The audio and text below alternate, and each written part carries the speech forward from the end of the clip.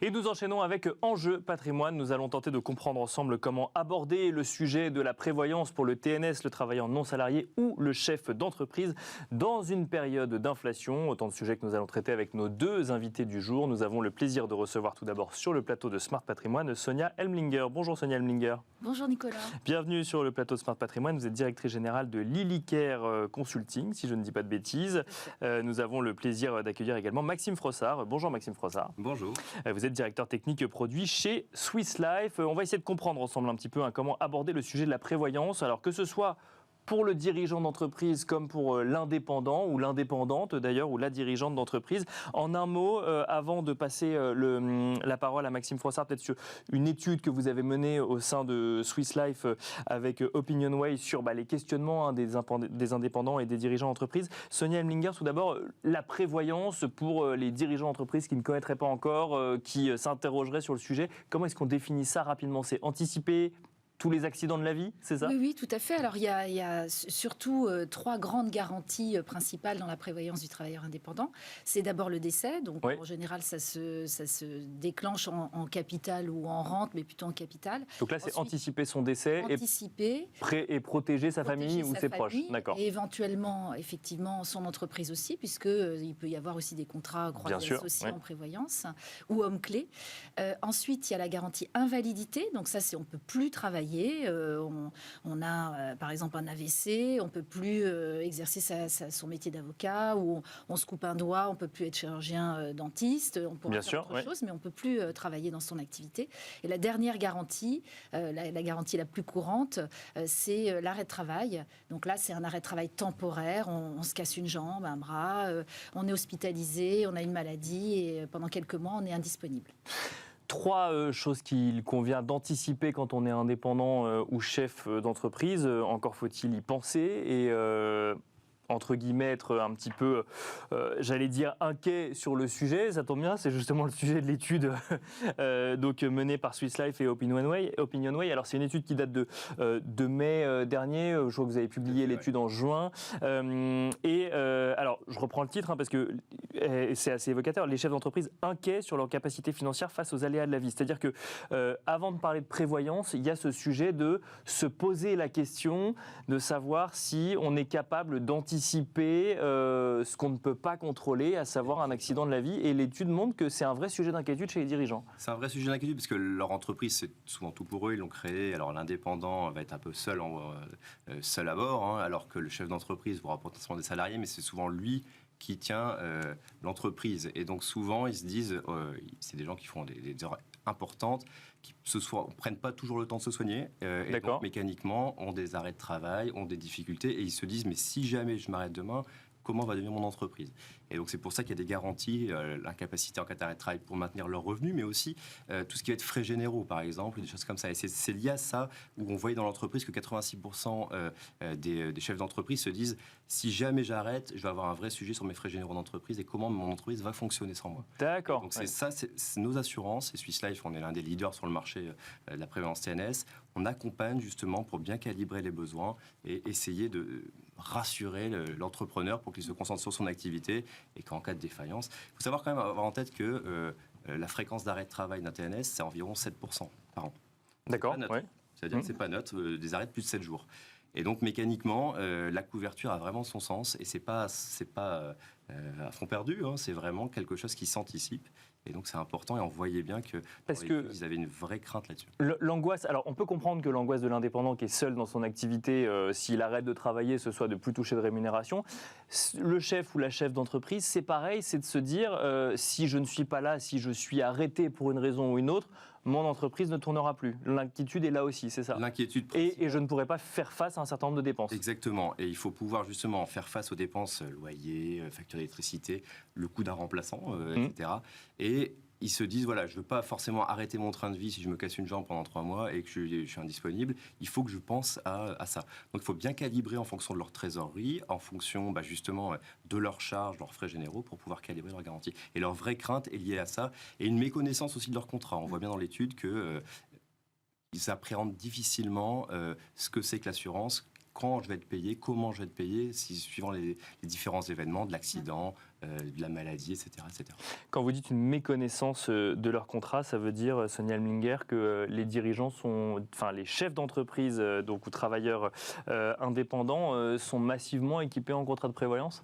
Alors justement, sur 4 millions d'indépendants, il y en a à peu près 1,5 million qui sont couverts. D'accord. 4 millions d'indépendants, ça comprend et travailleurs indépendants et chefs d'entreprise. Chefs d'entreprise qui sont travailleurs non salariés. D'accord. Il y a aussi les professions libérales et les artisans, les commerçants. Mais c'est vrai qu'il y a une déficience importante de la connaissance du produit, mais également que ça existe. Il y en a qui ne savent pas que la prévoyance existe, qu'on peut se couvrir si on est en arrêt de travail ou si le chômage du dirigeant aussi, qui est de la prévoyance. Et ceux qui ont déjà des contrats, là où il faut aussi être très très vigilant, c'est les mettre à jour. C'est-à-dire qu'on a un contrat, on démarre, on a des petits revenus, puis après on se marie, on a une famille, on a des enfants, on a des charges, on emploie des personnes.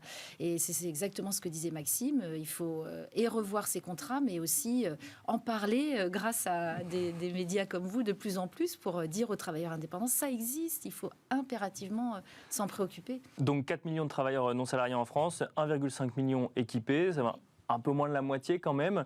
La question était en lien avec la prévoyance et la période d'inflation, dans une période pour le ou la chef d'entreprise où tout coûte plus cher, que ce soit les salariés, les matières premières, les services auxquels on doit faire face ou en tout cas auxquels on fait appel. Le sujet de la prévoyance, comment faire en sorte, quand on est à la tête de Lillicare ou chez Swiss Life, comment faire en sorte que ce ne soit pas simplement vu comme un poste supplémentaire de coût ? Peut-être vous, Sonia Elminger, pour commencer. Alors effectivement, on a fait nous aussi une étude avec Kantar et on pourrait voir les freins qu'il y avait à la souscription d'un contrat de prévoyance pour un travailleur indépendant. Et en premier lieu apparaît la cherté de la prévoyance. Parce qu'ils voient ça effectivement comme un coût. Mais je donnais un exemple tout à l'heure. Cette semaine, j'ai fait une étude pour un avocat qui a 35 ans et qui veut se couvrir pour 4 000 € de revenus. D'accord. C'est 31 € par mois. Et en plus, c'est déductible dans le cadre de la loi Madelin. Donc non, c'est pas vrai, c'est pas si cher.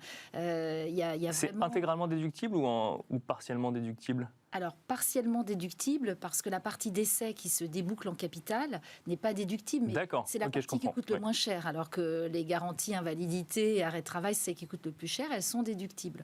Donc, c'est pour ça que ça vaut vraiment la peine. On assure bien sa voiture, sa maison, alors que sa propre personne, tout repose sur le chef d'entreprise, principalement. Donc, ne pas assurer sa propre personne est un risque. Les 31 €, c'était chez Swiss Life sûrement. Donc. En plus, oui. Ah bah voilà.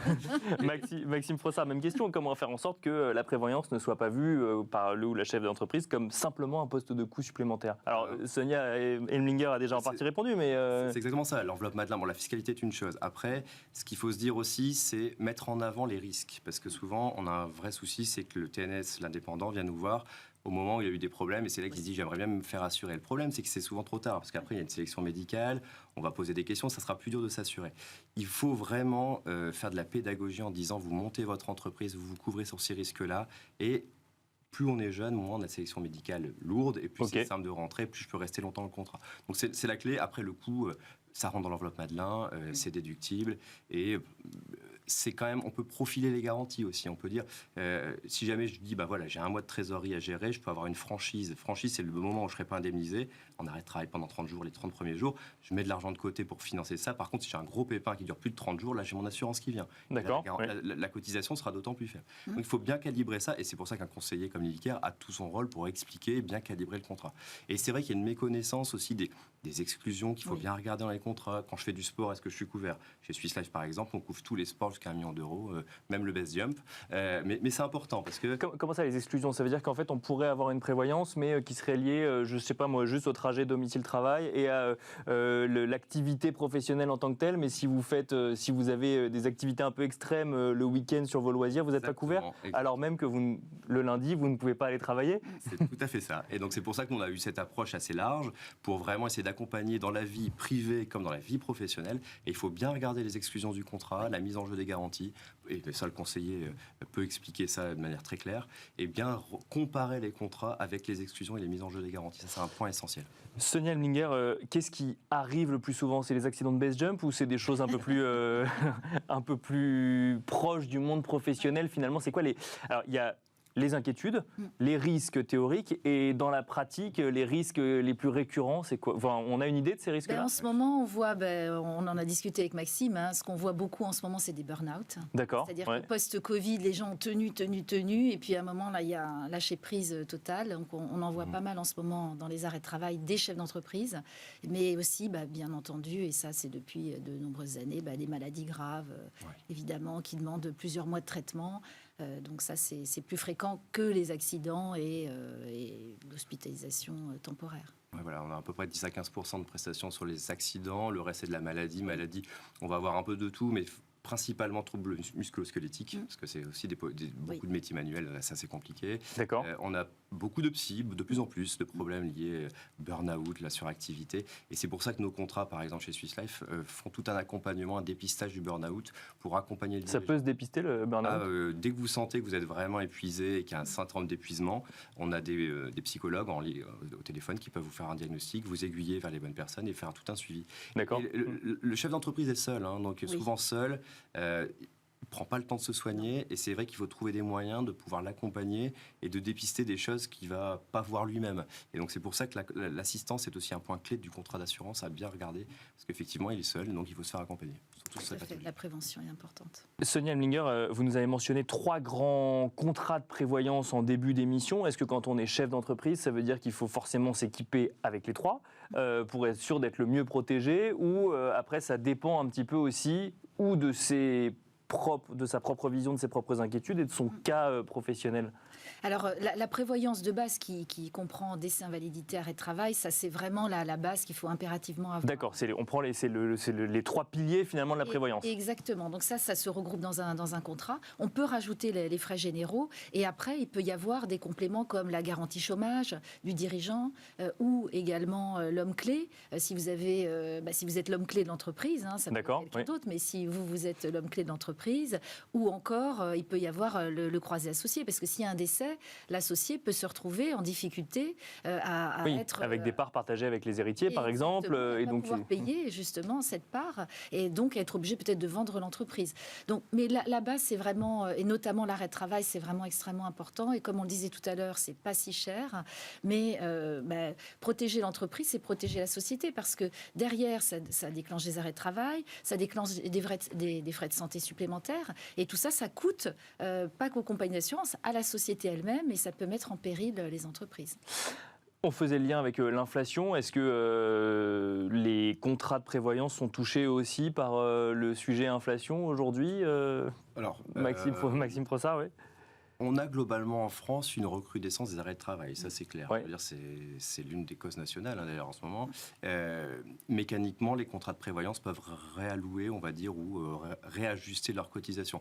On n'est pas dans des augmentations énormes, mais c'est vrai qu'on voit une augmentation des arrêts de travail pour divers facteurs. Par exemple, cette année, on parlait aussi des pathologies. On voit beaucoup de gens qui ne se sont pas soignés pendant le Covid, avoir des grosses pathologies en ce moment, des cancers malheureusement, des choses très lourdes. Et on a une recrudescence des arrêts de travail, par exemple, sur ces pathologies-là qui coûtent assez cher mécaniquement, mais on est là pour ça. Et donc mécaniquement, on doit le remettre dans la cotisation, parce qu'on est aussi une entreprise qui devons avoir un résultat, donc mécaniquement. Mais en tout cas, ça reste mesuré et c'est pas forcément lié à l'inflation, c'est plus lié, on va dire, à la conjoncture du travail, je trouve, en ce moment. D'accord, ok. Où il y a une forte augmentation des arrêts de travail liée à l'augmentation du stress, au manque de soins, etc., etc. On s'arrêtera là-dessus. Merci beaucoup Maxime Frossard, directeur technique produit chez Swiss Life. Merci Sonia Elminger, directrice générale de Lilycare. Et quant à nous, on se retrouve très vite sur Bismart.